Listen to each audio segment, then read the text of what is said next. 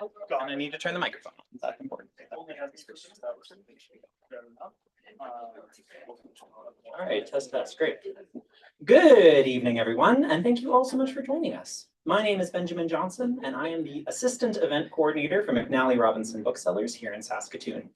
This event is being held on Treaty 6 territory, which is the land of the Cree, Saulteaux, Dene, Dakota, Lakota, and Nakota, and homeland of the Métis Nation. As we listen to our speakers share their words today, may we also recognize the Indigenous stories that have been shared on this land for time immemorial. It's my pleasure to welcome you to the Saskatoon launch of the script for Annette is a Bimbo by playwright Carson Walliser, produced by the Women's Company in Regina. Also joining us tonight are actors Angeline Lipka, Kevin Nguyen, and Rachel Walliser, as well as director Landon Walliser and guest host Liz Whitbread, all of the theater people. Thanks for being here at McNally's first ever magical slumber party. Please note that this event is being live streamed, so be aware of the web camera up at the front and to your right. I'd also like to ask you to silence your phones for the duration of the event, please and thanks. If you would like to purchase copies of Annette is a Bimbo after the event, we have them up here on the signing table and also on the desk by where you first walked in. Please grab one, get it signed, all that jazz. But make sure if you do that, you also pay for it up at the front of the We're trying to run at this. That being said, Carson Walliser is a theater artist originally from Swift Current, Saskatchewan. He's worked all over Canada and currently lives between Saskatchewan and British Columbia. Carson is dedicated to telling queer stories on stage. In his writing, he explores themes of identity, queerness, Americana, youth, and nostalgia. Some of his most recent credits include costume design for 2 productions in Globe Theatre's 2023-2024 season, as well as a term as costume coordinator for the Stratford Festival. Carson is a multi-award-winning artist, having received 3 BroadwayWorld Awards. Everyone, please give him and the rest of the people up here a very warm welcome.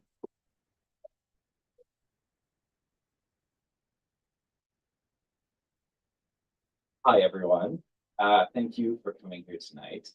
We wanted to start this evening actually with not a reading from the script first, but actually a reading from part of a project I did when I was in the Riser program, which is how Annette sort of got developed. It was a program in 2023 that I was a part of where you sort of learn producing skills and how to put on a show. And you get mentored throughout the course of a year. And then at the end of the program, you put on a show. And so Annette was part of that, and that's how it got developed.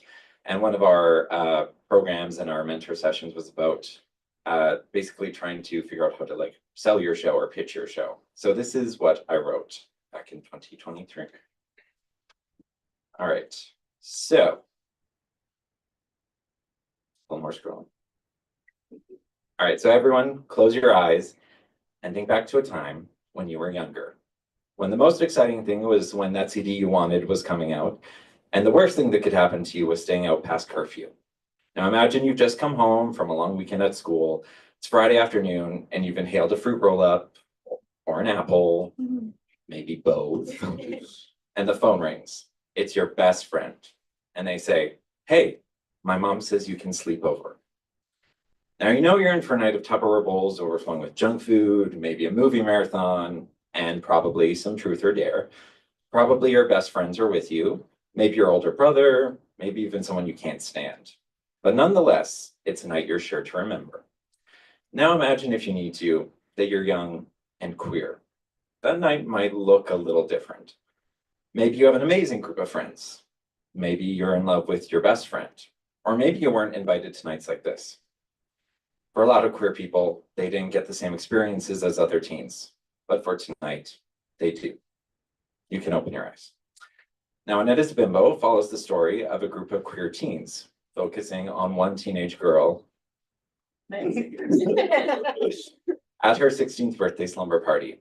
Also in attendance is Nancy's best friend, Haley. Luckily, Nancy and Haley are in love. Unluckily, neither of them know how the other one feels yet.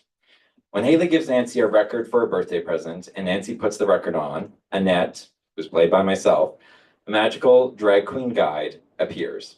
And so follows an evening of exploration, realization, rebellion, and romance as the teens and Annette discover love for themselves and for each other. Now, you can probably guess by the title that Annette is a Bimbo started out as a joke, ripping off a title titling a show, The Yassification of Insert Iconic Gay Icon. Now, over the pandemic, I started to listen to music by a woman named Annette Funicello, who is an actress and a singer and a star with the Walt Disney Company in the 1950s and 60s. She was one of the original Mouseketeers and hugely popular. But when she was 18, she was asked to do a series of movies about teens and their romantic adventures on the beach. These were called the Beach Party movies. Now, they were silly and frivolous and a really good time, which was pretty great. But because she decided to wear a bikini and do these movies, she was told by Disney that her career would be over and her image would be ruined forever. And although Disney movies and TV shows really helped define my childhood, I couldn't get over how unfair this was to Annette and probably many of the other kids employed by Disney. And queer people, I think, experience many similar situations in their own lives. So Annette the drag queen is based on the real life Annette, and I gave her a second life. Now, even before Annette, the idea of a show about queer teenagers experiencing joy came from my own experience growing up, from shows like Heartstopper and Juliet. And as I worked on the show, joy and celebration and queerness stood as the leading ideas for the show. And I want to make a place where people can be colorful and weird and silly in a place that was made for them. Thanks. Now, Annette asks the audience to accept an invite to the best slumber party ever, with musical numbers and confetti and pillow forts and, of course, pizza. And so the audience is asked to come in their comfiest PJs with fuzzy blankets and a stuffed animal or two, get comfy and sing along into a hairbrush with us. The mission for my modest theater company that was at the beginning of the story is to tell stories where the ordinary meets the extraordinary, where intimate scenes and spectacle meet, and where heart always will win out over cynicism. I keep these values at the core of my work while I explore the questions: what does it mean to be queer? What does it mean to be a teenager? And what does it mean to love yourself as you truly are? So this slumber party is for all the kids that never got invited. They lied in games of truth or dare out of fear, and the kids that called their parents to pick them up early. The kids that never felt like they could be themselves. So, contrary to my tears in this moment, get ready to be silly and laugh and hurry over because my mom just ordered pizza. So that is the pitch for the show I wrote originally. Now I'm going to turn it over to Angeline Lipka, who will be reading an article that Annette Funicello, the actress I spoke of before, actually wrote and was in Screenland magazine.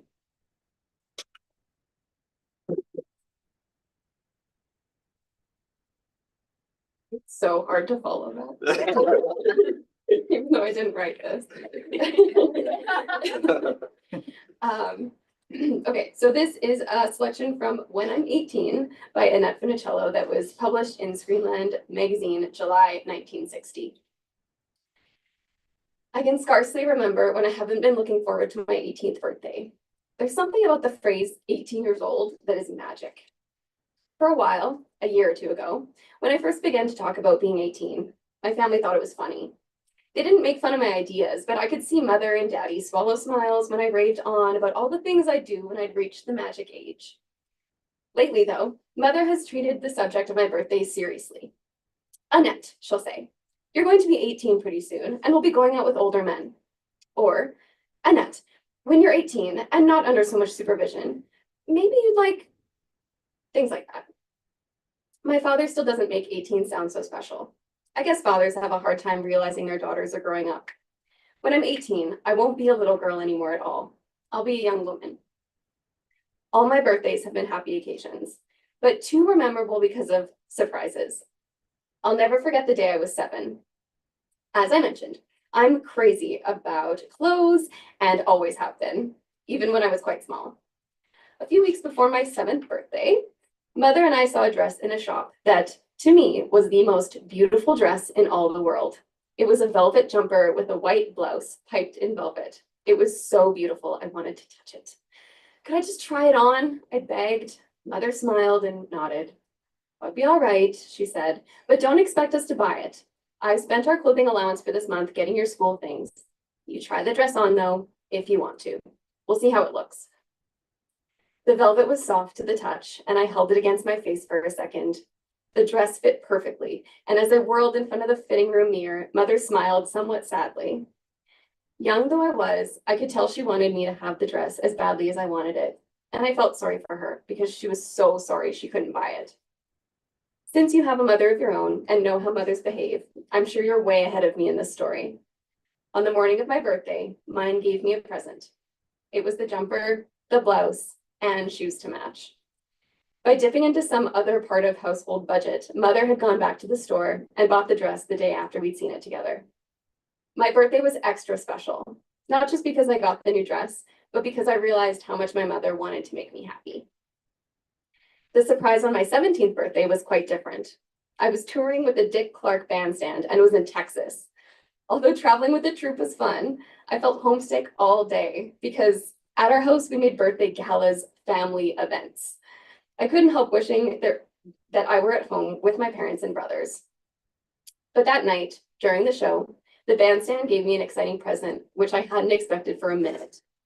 The program turned into a "This Is Your Life, Annette" show, just like the one Ralph Edwards does. And out on the stage walked my father and brothers. I was so startled and happy, I cried. Now, the day I'm 18, I'm not expecting to be surprised.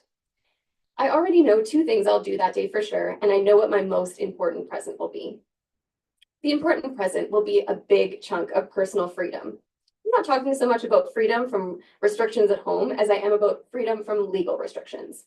For example, I will finish high school this spring, but until I'm 18, I'll have to have a teacher with me. After that, I'll be able to decide for myself what formal education, if any, I really want. 2, when I'm 18, I'll be able to work as late as I please at the studio. When we were making Shaggy Dog, some of the cast worked all night one night. I was mad to stay, but because I wasn't 18, I had to go home. I adore the studio and I always hate to leave. I see many changes in myself and my ideas lately. The clothes I like now are entirely different from the ones I liked even a year ago. Ruffles, the more the better, were once my idea of chic, but now I'd rather wear a sheath. Which brings up 2 things I'm sure I'll do on my 18th birthday. For one thing, I'll put on a black dress. Although Mother lets me pick out my own clothes, she makes one reservation. "You're too young for black," she says. "When you're 18, you can wear it." So that's what I'm gonna do. I've already bought my first pair of black stockings and I'm saving them to wear with my first black dress. It's gonna be for after 5, severely cut and very grown up looking. Before my 16th birthday, I thought I'd feel old then, but I found out 16 is still pretty young. I got a driver's license and a car that year, but people still treated me like a child. 17 is just nothing. It's an in-between time you have to get through before you can be 18. But 18, well, that is simply fabulous.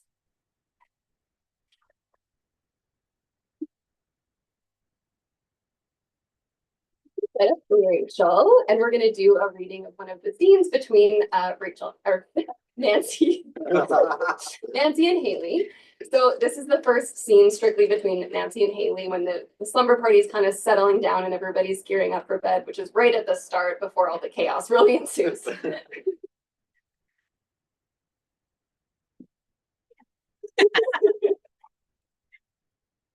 Oh my God.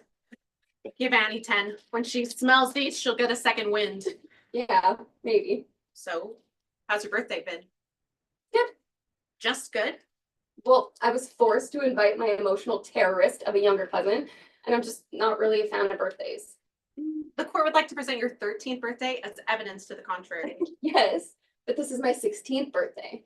Yeah, being 16 is, we get to be like grown-ups with independence and freedom, but without the boring stuff like taxes, bills, and having to cook for ourselves part. I just don't feel very free right now. No, come on. You got your driver's license. That was cool. You did not see the parallel park. Well, couldn't have been that bad. The tester man starts therapy Monday. God. But I got a cute pom-pom for my keys from my parents, so that was nice. But are you like, okay? You've been so quiet lately. Yeah, I promise I'm fine. Being 16 isn't that bad. I mean, I like some stuff. I like that my job is to hang out with my friends, and as hard as math is right now, it feels like good hard, not like scary adult hard. And I like that small stuff can be like a big deal. Yeah, people don't like when you get excited about small stuff as an adult. You have to sign something at graduation.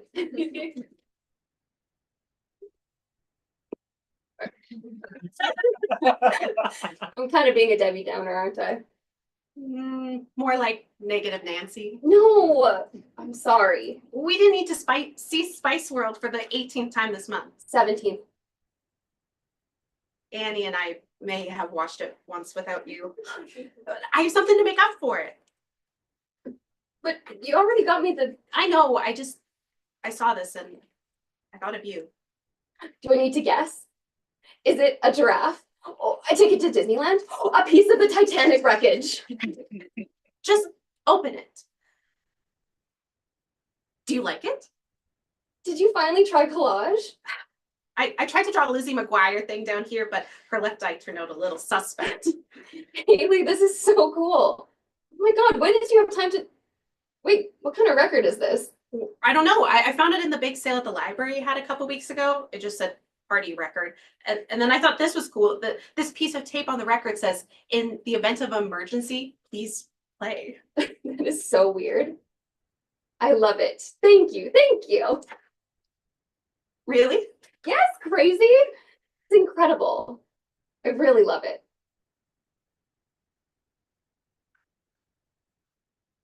Yeah. Cool.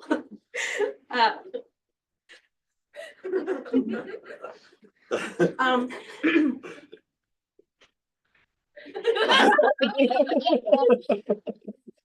Hands. I've been thinking. Okay.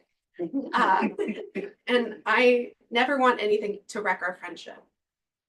No, definitely not. And the spring fling is coming up and everyone's getting dates and stuff. And I was wondering if you would ever want to go make fun of the other couples with me.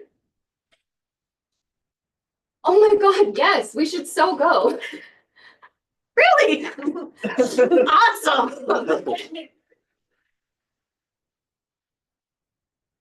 Are you? Oh, totally. Just sleepy.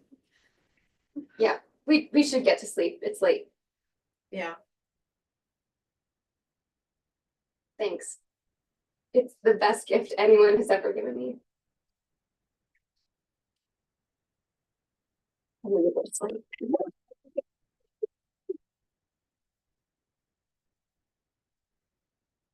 Hi, everyone. I'm Carson Walliser. I'm the director of the show. And if you haven't figured out and don't know us, I'm Carson's brother and Rachel's brother. I'm just going to take a second before I actually start reading from my section, because I want to thank the other members of our team who are here, who aren't on stage reading with us tonight. This right here is Jane, who plays Aunt Barbie in the show. She's the only adult at the slumber party. I think most audience members' favorite character. She's a ex-nun, and the rest you can find out later, because why she's ex is pretty interesting. And then right behind her is Lauren Griffin, who joined us for the Saskatoon show as our revolve operator. We haven't talked about it, and it's not in the bit that I'm going to be reading here, but there is a 1,600-pound piece of machinery in the cell. So we have a giant 45 spinning record that they are on for most of the show on stage, and Lauren operated that for us. Thank you both. Okay. So I'm reading from the afterword that I wrote for the book. Just a little background for everyone. If you buy the book tonight, you're going to be buying this copy. This is the finished, revised version of the script that you saw in Saskatoon. But we did actually publish a book previously. We had a giant grant from Creative Sask. Big thank you to them. And we published, actually, can I have it for a second? Yeah, sure. We published 100 copies of the original version of the script from the Regina production, and we were able to put them into boxes and send them to theaters all over the country to see if they would be interested to bring Annette in. If they're watching, please bring us in. But so we've actually been working on this for a really long time, and there is a significant difference between them, which you can ask Carson about during the Q&A, because he revised about 30% of the show, although none of the plot changed, but 30% of the dialogue is different, and I think it's really interesting. And I'll talk about the development of the original production now. So, afterward, dreaming about you, creating a queer beach party for a new generation. I can't even begin to describe how fun the process of creating Annette was. From the first initial conversations about Carson's newfound obsession with Pineapple Princess, which is an Annette song, her most famous song, and yesification memes to the first table read, to the final performances as part of Rise or Vagina, and then Saskatoon. Annette was always full of fun, surprises, laughs, more than a few tears as you witnessed tonight, and an overwhelming amount of love from everyone involved. So where best to begin discussing Annette as a bimbo? Probably the clearest start is with the first fleshed out idea, the one Carson jokingly referred to as the yesification of Annette Funicello. In that first pitch, there wasn't really any plot, but there were three very clear ideas. Number one, the show would be based on Annette Funicello. Two, it would be very, very queer. And three, Annette would be played in drag. Each of these ideas presented new and exciting opportunities to explore. What part of Annette's life would be focused on? Her time as a musketeer or the beach party movies? What's Annette's relevance to queer culture these days? Is this show really about Annette Funicello or is it about something else? Well, dear listener, the answer to these questions in order is as follows. Approximately 1955 to 1965, both. She clearly has the makings of a gay icon, and yes, but we will come back to that. The queerness of the show was set from the beginning. At the same time as he was beginning to conceptualize the show, Carson was responding to a call for ZZ Theater's National Queer and Trans Playwriting Unit, and a piece of their call for applications stuck out. Quote, a healthy portrayal of everyday queer and trans people trying to live happy lives to the fullest tells others. See? Tells others that our lives and our stories matter. And so the idea of queer joy became a core component of Annette's development. Over several conversations and research sessions, the original pitch of the yesification of Annette Funicello was developed into something closer to an actual starting point for writing. Perhaps most importantly was the research around Annette and the beach party movies. So to summarize here for you, Annette Funicello skyrocketed to fame after joining the Mickey Mouse Club as a Mouseketeer. She was the first of what we now call these days Disney starlets, and in many ways was one of the first teen idols, as teen culture had only really begun to take shape in the late 1940s and early 50s. Annette was beloved by fans and her boss, Walt Disney, at least until she grew up and began to take roles in American International Pictures' Beach Party. Walt, concerned with how being seen in a bikini could tarnish Annette's reputation, threatened to fire her if she took the role, and she took it, and Walt did. Although several biographers have mixed stories on that matter, and some report him yelling and tearing up his office after getting off the phone with her. It is unclear what exactly happened. Another important element that came into the development of the process was Maurice Chevalier and Haley Mills' Take You to Teen Street, a vinyl album featuring Annette that guides the teenage listener, assumingly, through the metaphorical teen street, using songs and advice from Haley Mills and Maurice Chevalier. Now, this record is important to the development for two reasons. Number one, it heavily features Haley Mills, another Disney starlet who succeeded Annette and is often pitted against her in the court of public perception. Haley was demure, British, and smart, while Annette was considered boisterous, ethnic, read Italian, and dumb.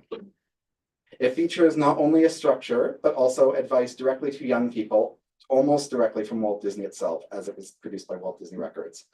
Of course, much of this advice is now horribly dated, but in many ways it still resonates with contemporary conservative ideals, particularly around young people and their morals. As we dug deeper, we discussed how many of these elements tied into our shared childhood experiences.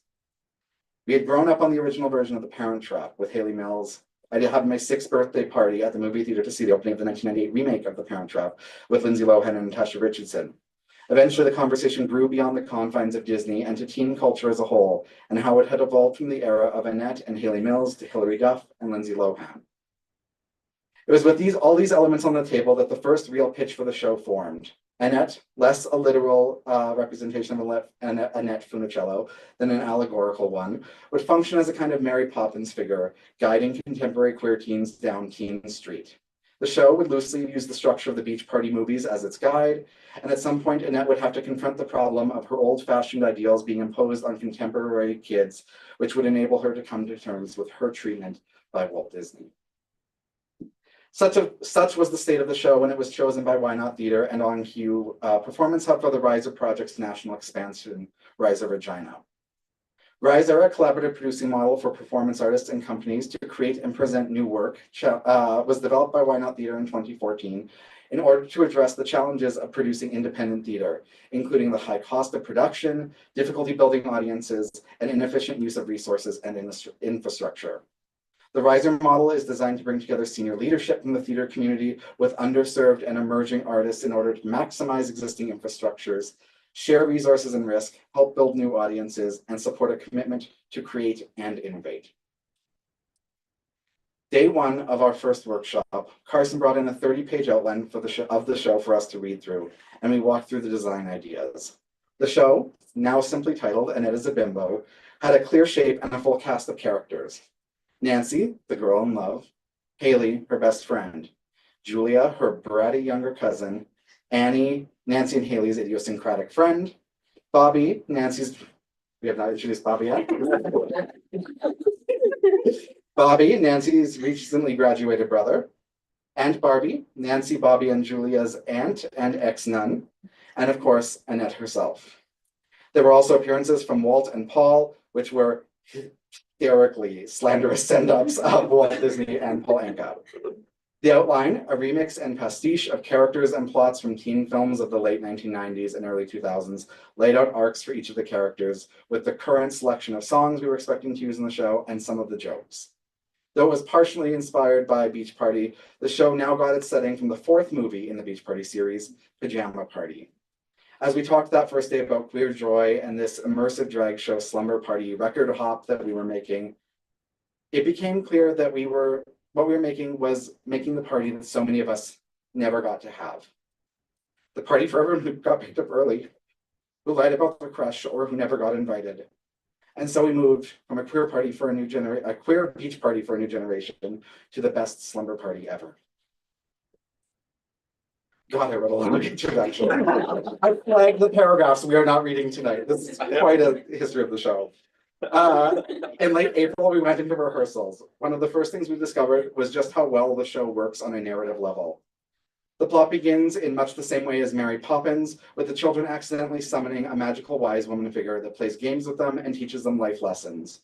Unlike other Mary Poppins-inspired narratives, i.e. Nanny McPhee, this character is the same age as the kids, and isn't seen or portrayed as older or wiser than them. In fact, Annette has just as many problems as the kids themselves, and the kids help her learn and grow as the story progresses, as much as she helps them. It also lives up to the marketing tagline, the best slumber party ever, by incorporating classic slumber party activities in new and surprising ways all throughout the show. Pranks, crafting, games, listening and singing to music together, eating junk food, and of course the inevitable fight and someone locking themselves and crying. The use of music only underscores this feeling and adds a welcoming and accessible feeling. This is a story anyone can see themselves in, having fun and singing along with the characters. Queerness at its heart is about invention, right? It's about finding non-linear solutions to circumvent linear paths, such as being a musical without live music. Oops. I really skipped ahead. I thought I missed a page. Okay. Tommy Kirk was another teenage Disney actor known for lead roles in Old Yeller, The Shaggy Dog with Annette Funicello, Swiss Family Robinson, and The Absent-Minded Professor. He starred with Annette in Shaggy Dog, The Misadventures of Merlin Jones, The Monkey's Uncle, and Escapade in Florence. Like Annette, Tommy was fired from the Walt Disney Company, but unlike Annette, Tommy was actually fired for being gay.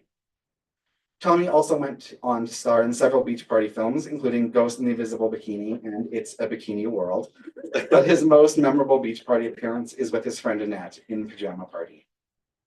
He publicly came out as gay in 1974.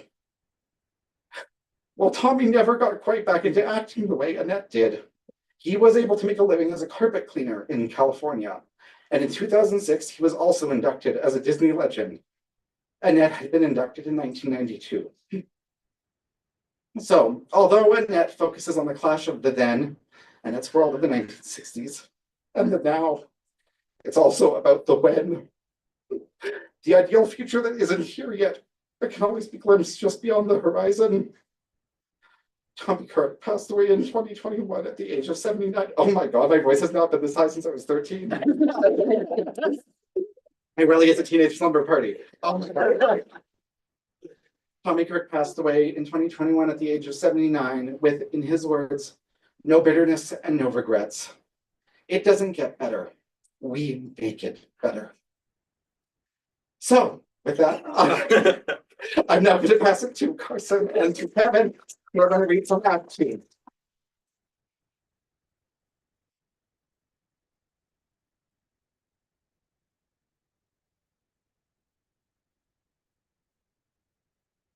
Hello. So we're jumping ahead in the script. So this scene we're about to read comes from Act 2.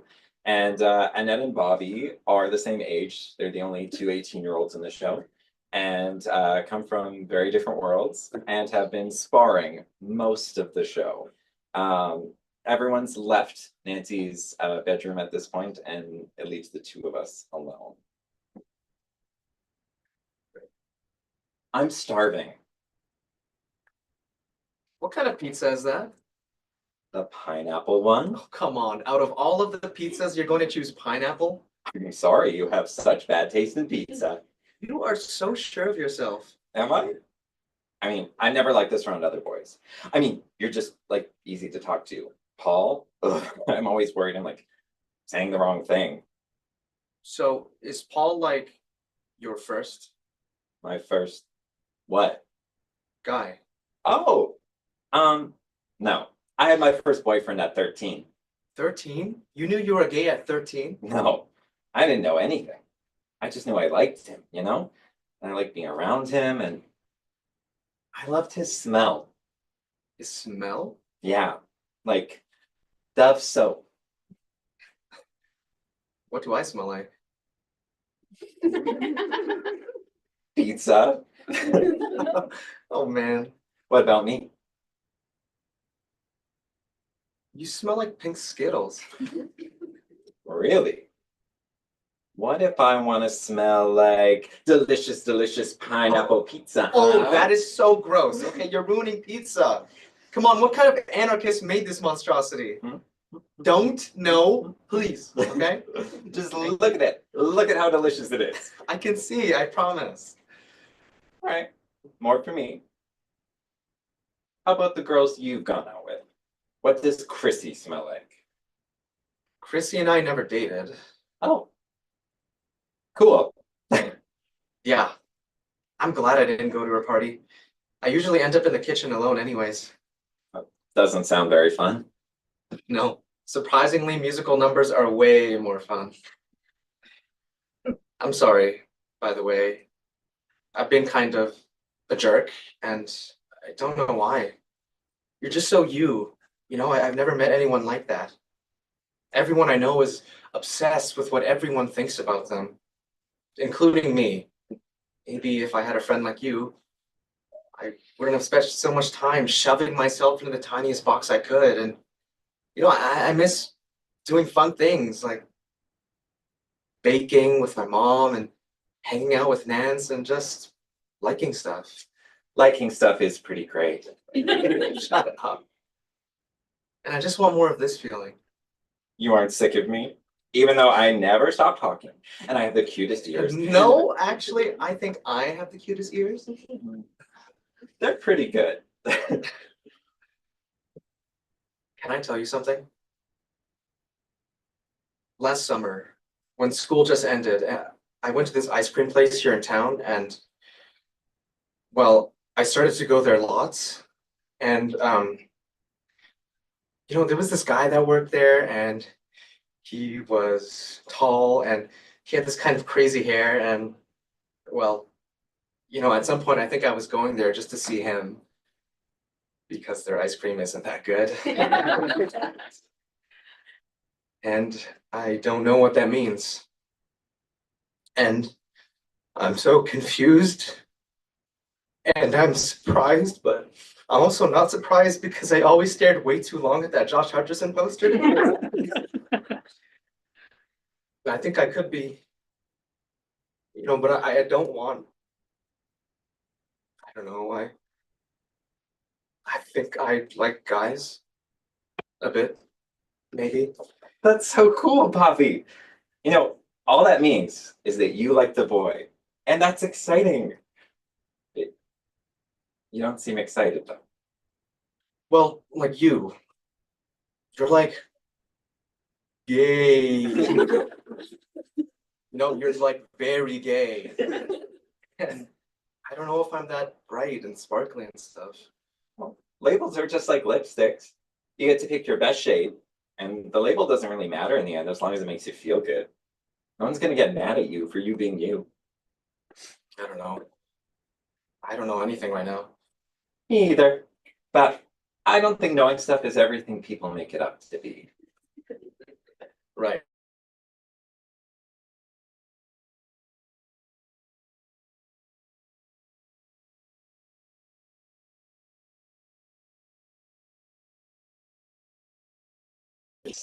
Yeah, I can think of some guys I would not want to get close to. Totally. When it's like really good though, I like hear music. You hear music? Well, I mean, with Paul, it must be really nice. Yeah. He's definitely nice. Nice. And kissing girls, does that feel Yeah, nice. No music though. I can't imagine what kissing a guy would be like. I might not even like it. do you want a demonstration? Oh, that's okay. Actually, yeah. Yeah? Okay. So you just put your hands where you normally would, and yeah. Then we make eye contact. Like this. Yes. Yeah. Just like this.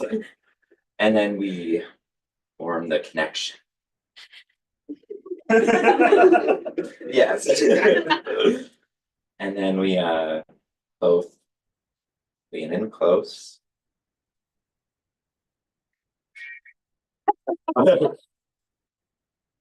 I am just very aware you're a boy right now. Oh my God, I know, right? And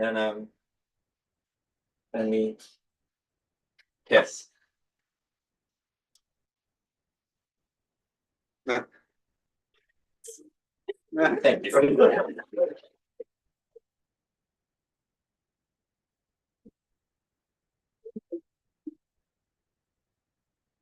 And now we're going to have a Q&A portion. Yeah, I'll invite Liz up. Yay, thank you so much, everybody. My name is Liz with Greg. I'm a local actor here in Saskatoon, and I'm so deeply honored that the Annette as a Bimbo team has asked me to be a part of this special evening. So I think Carson and I will just have a little conversation. I'll ask you some questions. Maybe you can talk a bit about some of the things in the show. That sounds great. And then we'll open it up to the rest of the crowd if you have any burning questions for the playwright, or if it's okay with the rest of the team, okay, amazing. We'll wait for Ben to finish his tech magic. They never here. do that. All right, you're doing great, Ben. You're doing amazing. I like touched it in it. Yeah, you Thank can't you. breathe on it. Yeah. This is perfect. Okay, amazing. So I want to start by asking about the writing process a little bit. So you talked about it, and Landon talked about it in their sort of afterward about the Riser project and how this sort of came out of just an obsession with Annette Funicello that you turned into a whole play. But would you mind just talking a little bit more about what that looked like for you and sort of the steps of that process and how it got to where it is today? Yes. So, I mean, nothing makes you write better than a deadline. So I entered the Riser program, or I applied and I got in, and that meant that I had to write a play in less than a year and then put up the play. So from there, I started to think of what I was interested in, what was really sticking in my mind. And I knew I really wanted to write a queer love story in some respect. That had always kind of been in the back of my mind. And over COVID, because this was like 2022 at this point, and I was in Ontario, and I was by myself. And I, on my Spotify, came up, or sorry, going back to 2020, so in Edmonton actually. And I was by myself, isolating and things like that. And on my Spotify, Annette came up and her song Pineapple Princess, which you have not listened to, please go listen. It is just a banana song. And it's Annette's favorite song. She talked about oftentimes. That was like her favorite song to record, and she performed it at Disney parks and things like that all. But I kept deep diving into different songs of Annette's. And while I was living in Ontario, one of the songs that really stuck out to me at the time that I was listening to over and over was the song called Dreamin' About You by Annette, which ended up being Nancy's song about Haley and where she first kind of confesses her feelings about Haley. And it just kept sticking out to me about like how badly she wanted to like be with this person and how proud she would be to be with this person. So that idea of like pride really stuck out to me. And I was like, well, if Annette can be involved in this show, like that's where those two things sort of start to meet. And the idea really snowballed from there with like Annette's queer love story.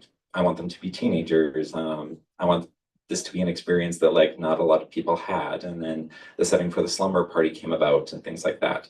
And so as I was working on the show, just like basically brainstorming over and over and over and over again. And I was really trying to think of like, how will I actually write this story?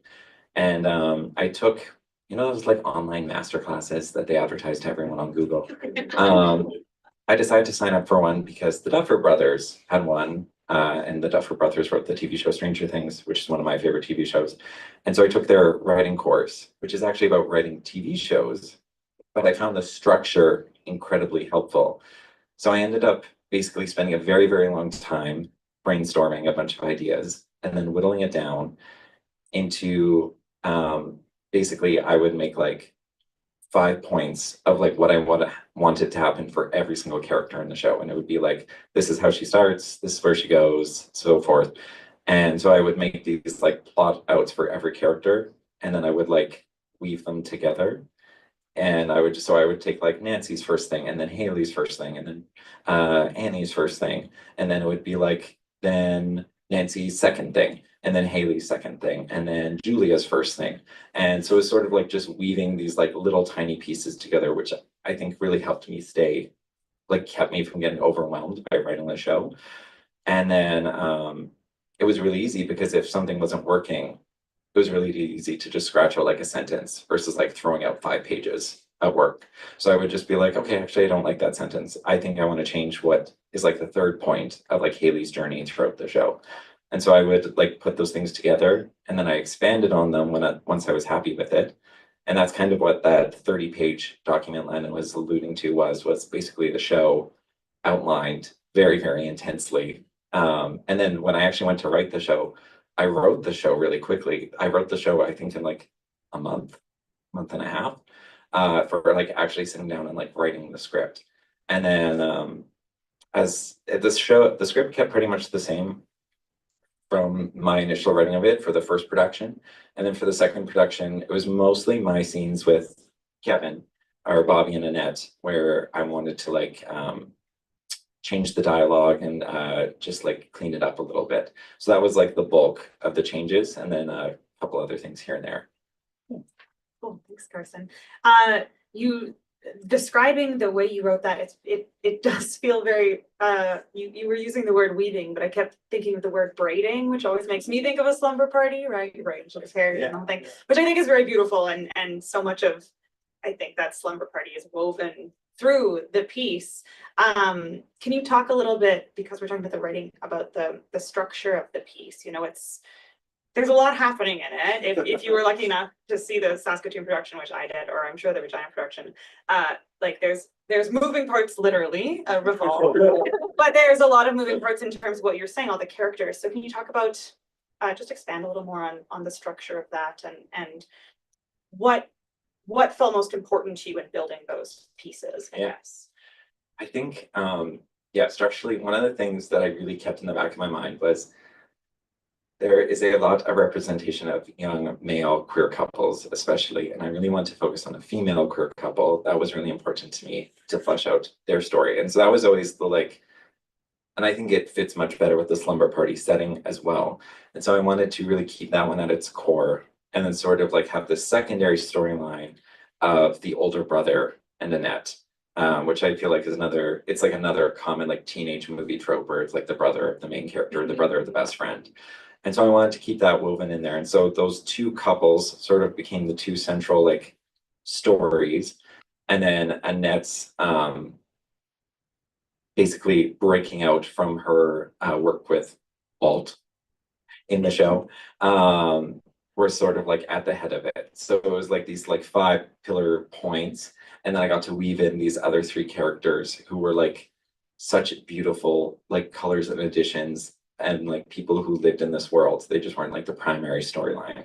And so it would always be events that happened for Nancy or Haley or Bobby or Annette were really large events. It sort of altered what was happening for the characters and things that would be the largest moments in the show. And so picking out those songs and things like that would coincide with those moments was really crucial. So those were I think the points where we got to really deep dive exactly what songs would be happening, who would be involved, who was going to be on stage for each of those moments. And I think that became while I was writing it, one of the hardest parts was trying to figure out how do we get people alone on stage in this party, and how do we get everyone to be on stage in this party and not have it be just a giant disaster. And I think it worked out pretty well, because we were able to have there's always a point in a party, especially a slumber party, where people break off and they go to the kitchen to get food, or they break off and they run outside to do something silly, or they go to the bathroom or whatever. And so instead of having a couple characters go do that, everyone else would go do that. And then there would only be a couple people left because we only have one central location, which is Nancy's bedroom. So everyone would be gone and it would just be 2 people left in our central location, which was really fun to do. And then same thing when everyone is in the room, we really had to figure out, especially once we were in production for the show. Thankfully, all the actors are very smart and wonderful, and Landon is very smart and wonderful. And we could come up with what exactly is everyone doing in the show, even when they're not the focus in those moments. So that was a really fun puzzle piece to make.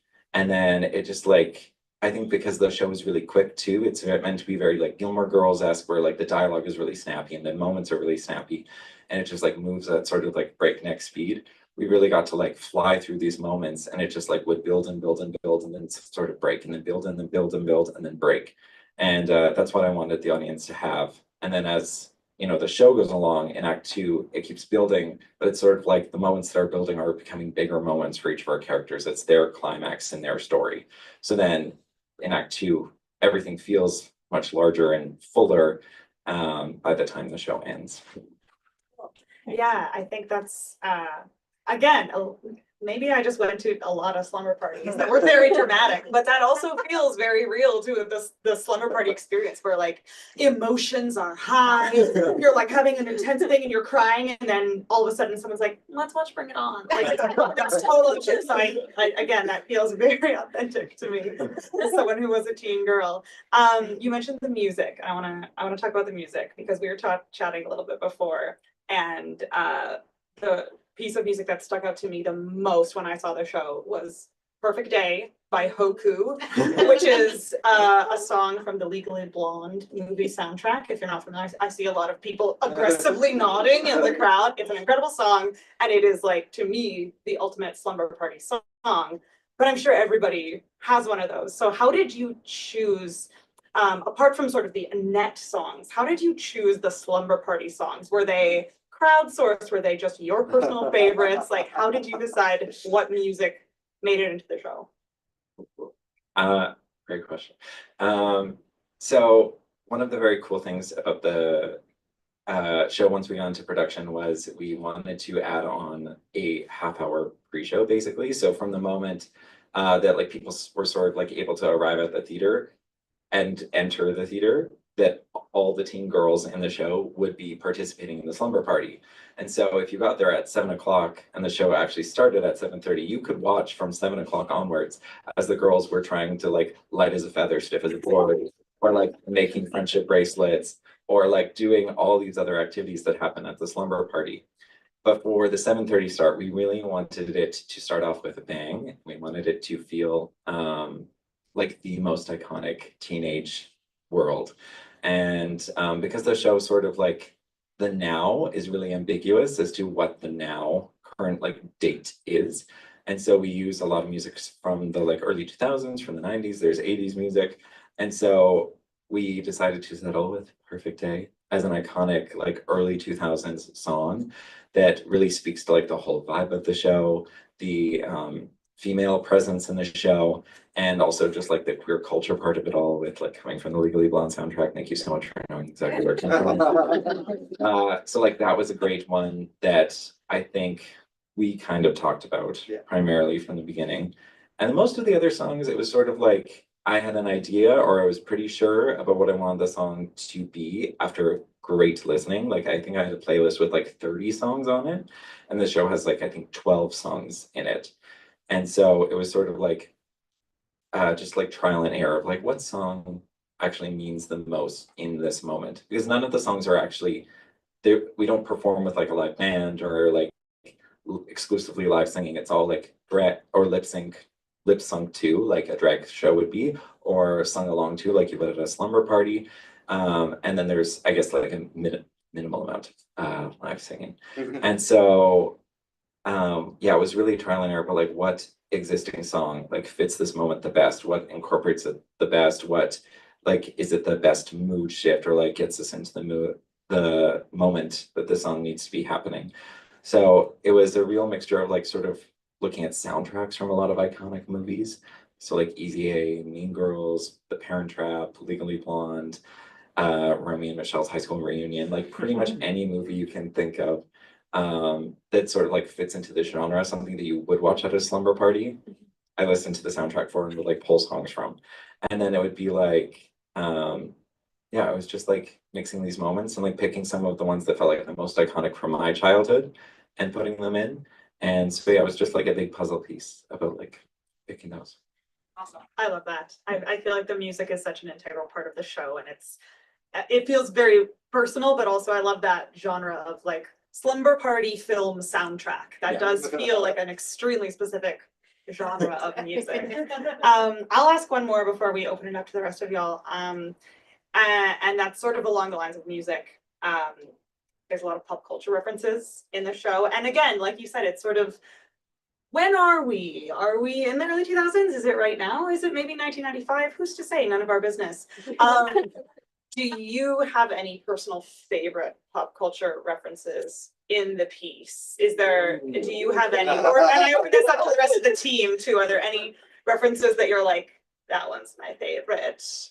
I will pick a favorite, but if anyone else wants to go first, if you have one, maybe the one you added this year. Well, you added it for me, and I can say something. I guess I can say this into the microphone. Mary Kate actually raised me. There was a Mary Kate Ashley reference that was added this time around, and I was like honored that I got to be the one to make the reference. But it was such a tongue twister of a line that like I really struggled with it, and I felt like I appreciated it a lot, but it was just rough to deliver. Can you try it for us? Do you recall it well enough? Where's that Olsen & Olsen mystery agency rotary phone when you need it? And that's what it was. I practice now. And to clarify, I had a Mary Kate and Ashley joke, and Angeline went, that doesn't really make sense. It was like, this is what it should be. I've never seen an American and Ashley movie until this year. However, I did watch So Little Time, their TV show. Thank you so much. I was gonna say, we were not Mary Kate and Ashley kids. I also watched so little time that we saw New York Minute during the show. And we made us watch it. So that was a fun evening. Two moments that stick out to me. One that is in the pre-show, and it's just a very little thing. We did some work with the actors, because we picked the pre-show soundtrack very deliberately, like what we wanted to be in, to show kind of the clashing personalities of the girls, because it's supposed to be them literally playing it on their iPod. Ben's hard work. Oh no! Oh no! Yeah. There we go. Okay. But so there's a moment in the pre-show, which also thank you Canada Council for paying for music rights for that many songs. Just thank you. Canada Council. But the playlist, Julia, the younger bratty cousin, enters, and she goes over and she starts messing with Nancy's very carefully curated playlist. Nancy's very type A, and she puts on the Dawson's Creek theme song, and she just starts twirling. And all of the older girls are just like, absolutely not, are we doing this? And go over and change it, and it was very funny. And dear Julianne, who plays cousin Julia, had never seen Dawson's Creek because she's all of 5 years old. So that was a fun adventure. And then my favorite probably in the show, so there's also a lot of visual references, which obviously don't get translated very well into the book. There's footnotes in the book, so you should be able to relive some of what it was like on stage. But during that scene with Annette and Bobby that they actually read, it's very, very intentionally staged to look like the last scene of 16 Candles, the kiss scene on the table. And this year, I will also say, we got very lucky and were able to expand that scene because Carson rewrote it. Originally, they just had their kiss and that was kind of it. And then the show continued on. And this year, we got a new piece of music that we were able to use, as you heard from Angela. And we were able to incorporate the revolve into it and the shifting worldview as the kiss changes both their lives. That was really exciting. Very, very cool. Carson, did you think of your favorite reference? I think one of my favorite references, and it's kind of a very sneaky one, is actually the names for all the characters in the shows. All the names are pop culture references in one way or another. So like Haley is meant to be like Haley Mills, the Disney star which Landon spoke about earlier. Bobby is meant to be, what's his full name? He's a Mouseketeer, also big Disney star. Yeah. He was named after Nancy, star, or like the name of many an iconic girl next door, including Nancy from Nightmare on Elm Street, and also Nancy Myers, who directed The Parent Trap with Lindsay Lohan. From Nancy Drew. Also Nancy Drew. Another iconic Nancy. And then we also like all their last names for everyone in the show are also from pop culture things. And Barbie, of course. There's one Barbie we all think of. So yeah, I think the names were all like sneaky little references that every time I got to say them, I was like, ah.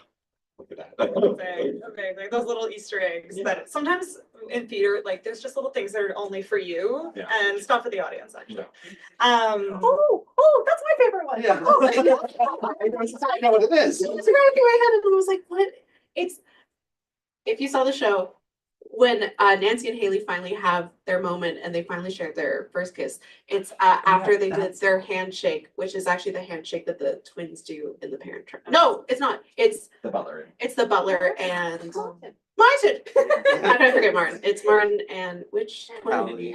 Annie. She's So- a British one. She's the British one. So we The learned British that Lindsay handshake. Lohan. Gotcha. And then Nancy takes it one step further to share our feelings. And very cute. Beautiful. That's my favorite. Beautiful, beautiful. Kevin? It's okay.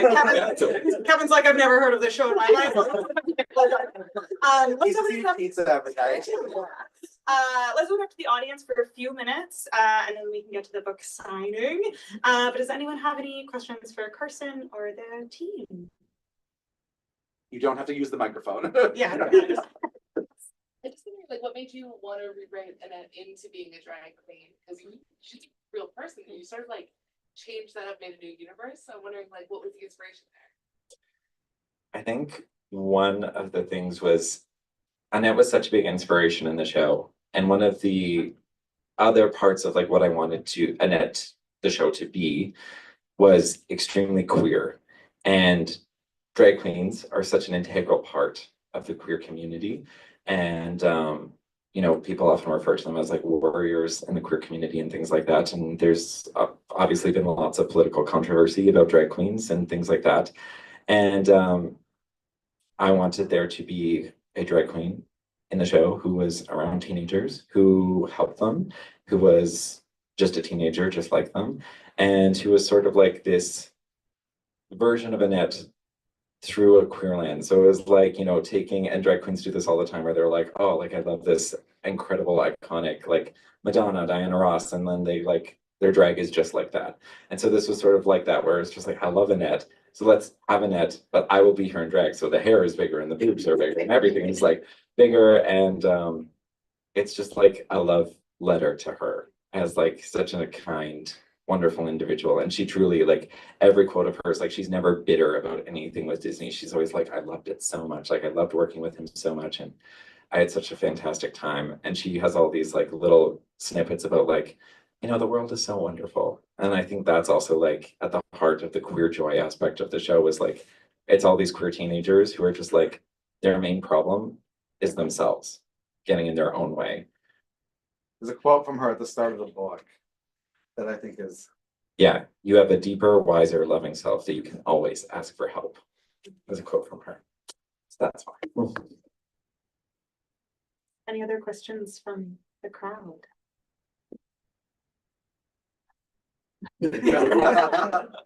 Amazing. You can also feel free if you have questions you prefer to ask privately to Carson or the team, come and get your book signed. I think we'll leave it there for now and we'll hand it back over to Ben and the McNally team. But thank you all for being here and thank you to the wonderful Annette as a Bimbo team for this evening. thank you. Thank you. One last thing before then, because I didn't talk to Ben about this at all. Thank you to Sask Arts, who about like a week ago confirmed that we got a micro grant to support this. So thank you for making this possible. Now to Ben.